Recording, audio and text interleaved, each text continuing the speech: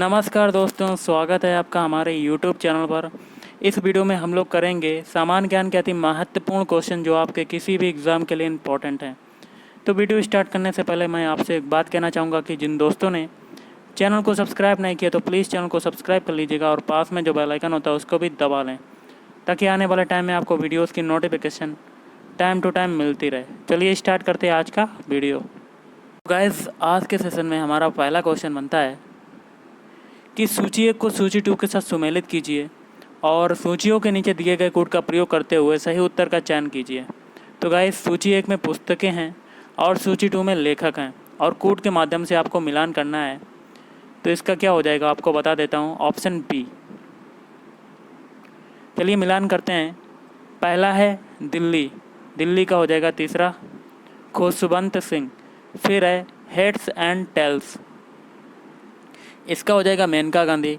फिर है blind man of Hindustan, ये हो जाएगा चौथे से जनरल के सुंदर जी। फिर है 10 द्वार से सोपान तक, इसका हो जाएगा दूसरे से डॉक्टर हरिवंश राय बच्चन। अगला क्वेश्चन बनता है आपका, निम्नलिखित में से कौन चतुराईपूर्ण निष्क्रियता के साथ की नीति के साथ जुड़ा हुआ है? Option D, John Lawrence. अगला क्वेश्चन है, काव्य शैली का प्राचीनतम नमूना किसके अभिलेख में मिलता है? Option A, Rudradaman. अगला है, तोलक्कमपियम ग्रंथ किससे संबंधित है? ऑप्शन सी, व्याकरण और काव्य। अगला क्वेश्चन है, सर्वोच्च न्यायालय के अवकाश प्राप्त न्यायाधीश कहाँ वकालत कर सकते हैं? ऑप्शन डी, किसी भी न्यायालय में नहीं। अगला क्वेश्चन है, लोकसभा का सचिवालय किसके द्वारा सीधे नियंत्रित होता है? ऑप्शन सी, लोकसभा अध्यक्ष।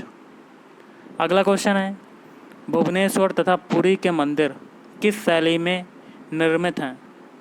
तो ऑप्शन ए, नागर।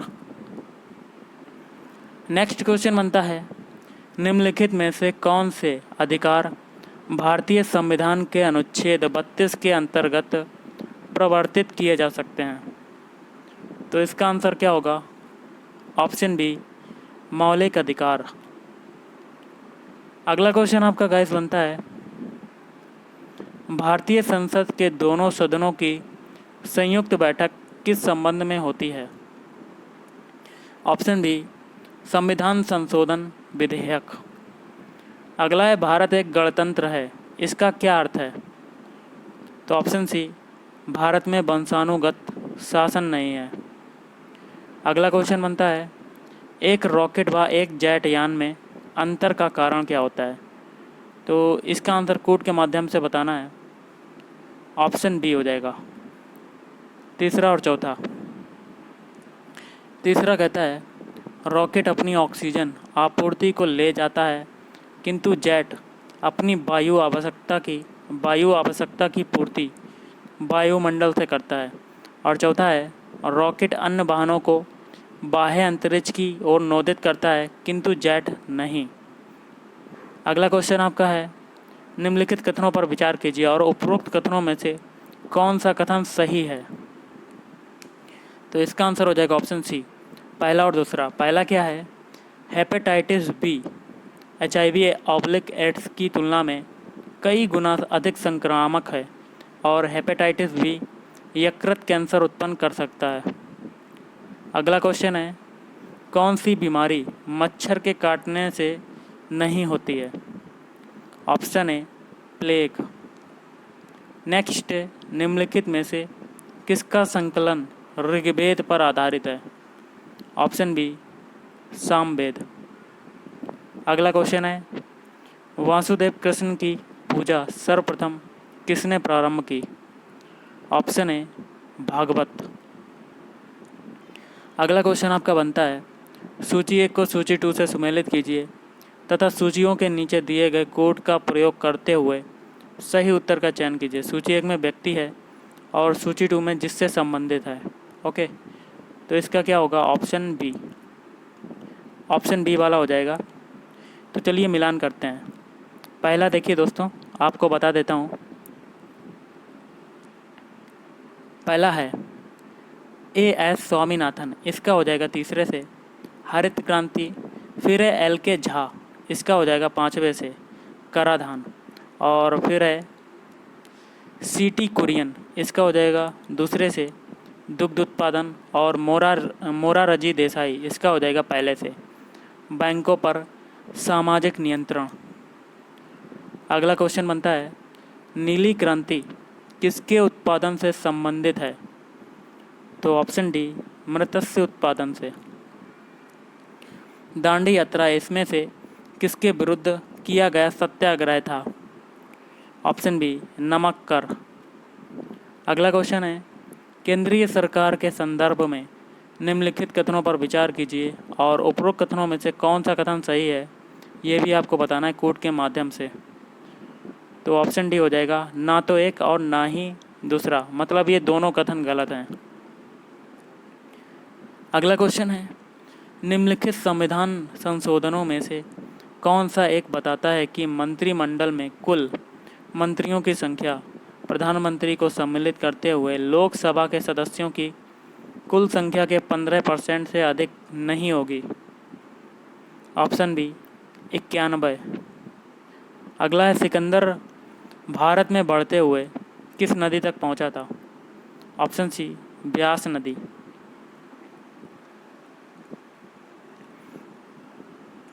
अगला है कर्क रेखा और मकर रेखा के बीच कौन सा कटिबंध होगा? ऑप्शन बी उष्ण कटिबंध। श्रीरंगपट्टम की संधि टीपू सुल्तान और किसके बीच में हुई थी? Option B Lord Cornwallis. अगला आपका क्वेश्चन है जो दोस्तों वो है सूची 1 को सूची 2 से सुमेलित कीजिए और सूचियों के नीचे दिए गए कोड का प्रयोग करते हुए सही उत्तर चुनें। सूची 1 में देश है, सूची 2 में राजधानी है। थोड़ा सा छोटा करते हैं और मिलान करना है कोड के माध्यम से।